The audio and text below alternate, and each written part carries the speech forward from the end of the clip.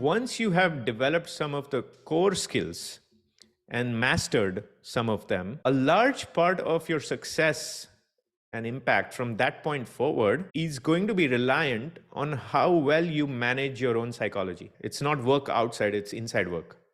So then how does one do that? It is not easy. The reason it's not easy is because we have all sorts of programming.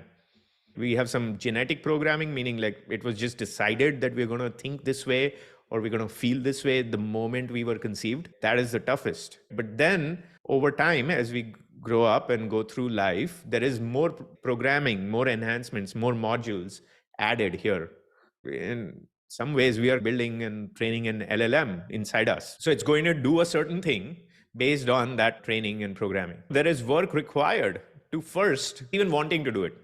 80% of people fail at that. Like, no, I'm perfect. They don't say it, but that's how they feel. I'm perfect. It's the world that needs to change. It's all these stupid folks in legal or these people in design and these engineers and these executives. All the time, the problem is outside. Hey, if you've gone through 3, 4, 5 decades of your life thinking the problem is always outside, and if you're a smart and logical person, I want you to calculate the probability that the problem is always outside every single time, right?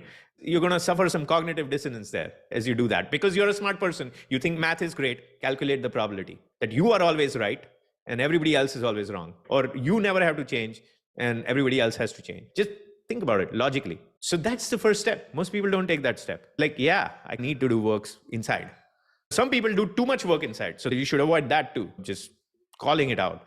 Once you've gotten over that hump, so what's next?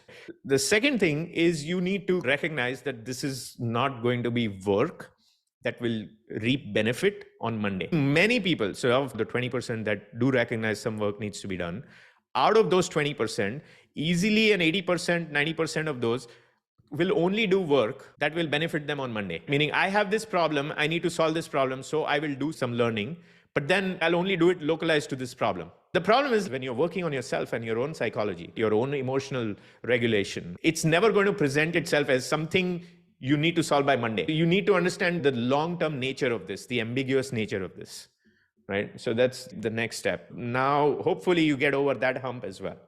After that, and only after that, we can start talking about resources.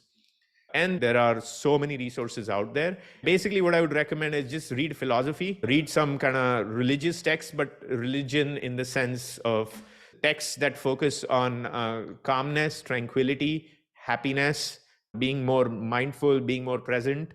Like, you can read the miracles and other things, but that's not what I mean. And there's books like The Power of Now, other things that are a little more kind of secular.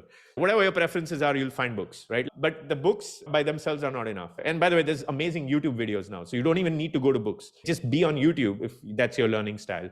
So now the next step is practicing these things. Practicing being able to watch your thoughts, associating your identity from your thoughts, being able to pause between stimulus and response, right? Those are the core building blocks of addressing and being more emotionally regulated and managing your emotions better so that you may respond better to these types of situations.